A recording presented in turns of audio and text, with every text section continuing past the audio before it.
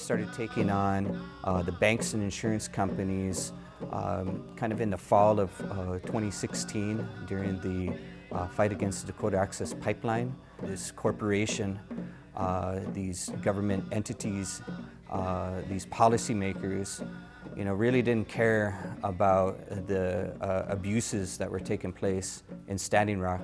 The fact that they had just bulldozed graveyards and sacred sites was clearly not a deterrent for them. Our thoughts were that the only real motivation for these corporations is money. None of these corporations, none of these energy extractive companies have the finances on their own to just go build a massive pipeline. They need to go and secure multiple loans from multiple banks, not only domestically but internationally, and they also need insurance companies to underwrite those projects. The strategy was here in Seattle was to, we started zeroing in specifically on Wells Fargo, given the relationship, the banking relationship the Wells Fargo had with the city of Seattle. We kind of had a multi-pronged strategy. There was kind of the on-the-ground direct action, bank takeovers, organizing and coordinating individuals, nonprofits, and then the second was a strategy to get the city of Seattle to end its financial relationship with Wells Fargo. Standing Rock really brought a lot of that to the forefront for me personally. Like, yes, financial institutions have always financed atrocities that take place on Mother Earth. Going to Standing Rock was about that connection to the land, and ultimately I believe Indigenous knowledge, is what's going to move us to the place of achieving climate justice. We had wanted to be able to have everyday people that couldn't go over to Standing Rock to still find a way to, contribute to not just the movement, but to, really bringing these issues of the pipelines and fossil fuel industry, and also the involvement of Wall Street banks. We've told people to pull your money out of those banks and put them into credit unions and community banks, in places where the people actually have the voting power of what happens with that money. The second part of the divestment that doesn't get kind of addressed as much, but is equally important to all of us, is that reinvestment piece. And where are your dollars going? Them funds are going to be recycled somewhere. That's how they make their money. And it certainly isn't in our communities.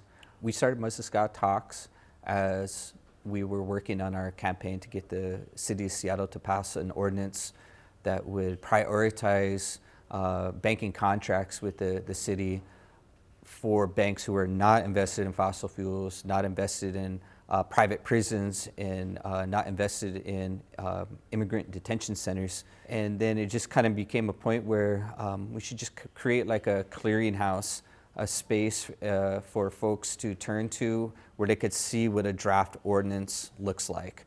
They could see what a resolution looks like. They could look and find out how to organize a campaign, a rally or demonstration or whatever in their communities.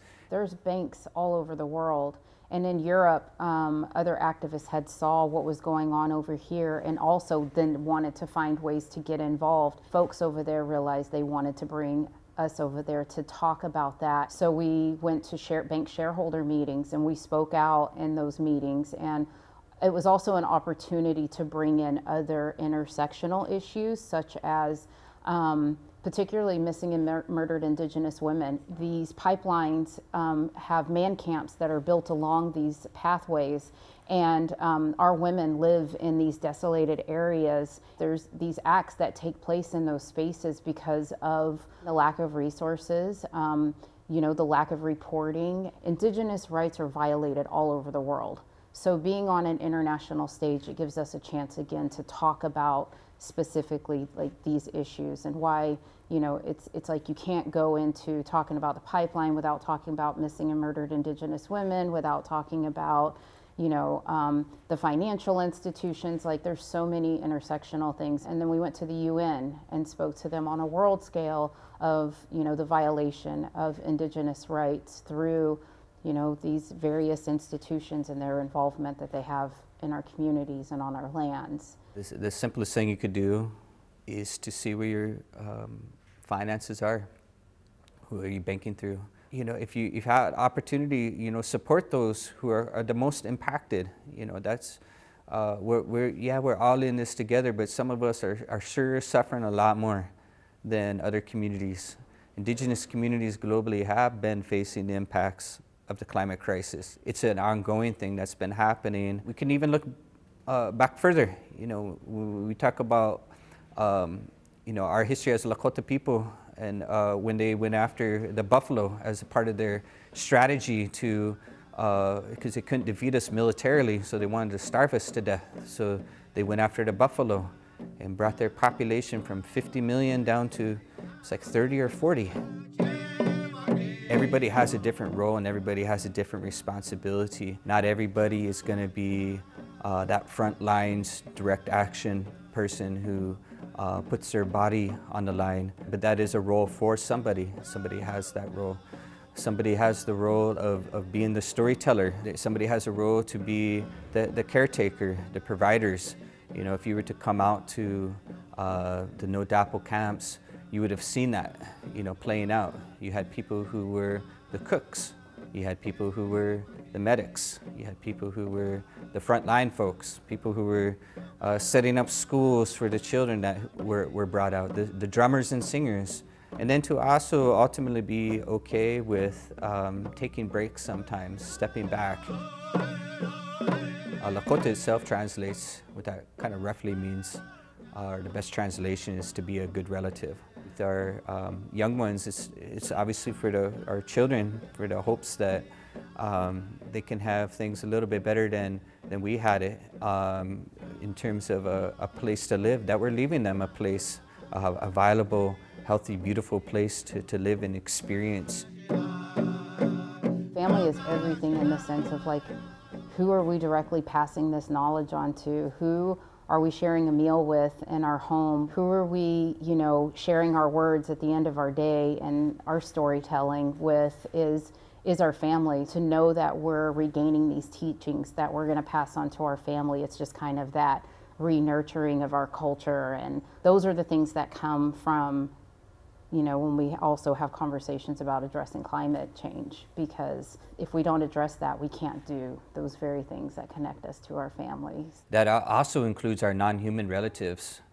They teach us as well. In a lot of our Plains tribes, it's that Pateo Yate, Bison or Buffalo Nation. They got a lot of teachings that they bring to us. The buffalo created one of the largest aquifers, in the world by just how their hoofs are shaped. But they also teach us things like to face the storm. We call it blehechiapo, because during a storm and a blizzard, it turns into the storm. It doesn't turn away from it.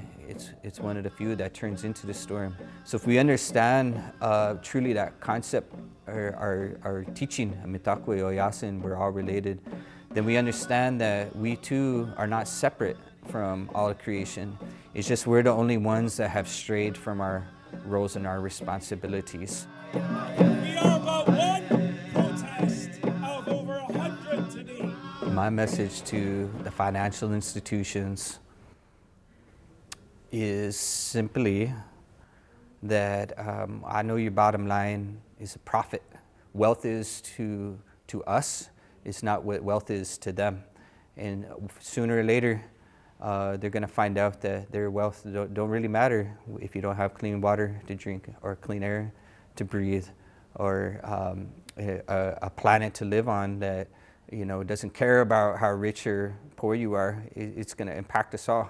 Ultimately, yes, it's Indigenous people on the front lines, Native peoples, but at the end of the day, they're fighting for everyone. The pipeline was slated to go through a all-white town, and they had disagreed with that, and that's why it got moved down to treaty lands, on the Standing Rock Sioux, reservation. At that time, we realized this is bigger than, just these fights. It's bigger than the banks. It's bigger. It's about Mother Earth. If you have a gift that connects you to being outdoors, to being around Mother Nature, to wanting clean air to breathe and water, if you have an art, if you have a story, If you have this ability to share knowledge, if you're into politics and you can write legislation, use your gift to just be involved in change that's bigger than ourselves. Even if you don't see the solution in your lifetime, know that your future generations are going to benefit from it.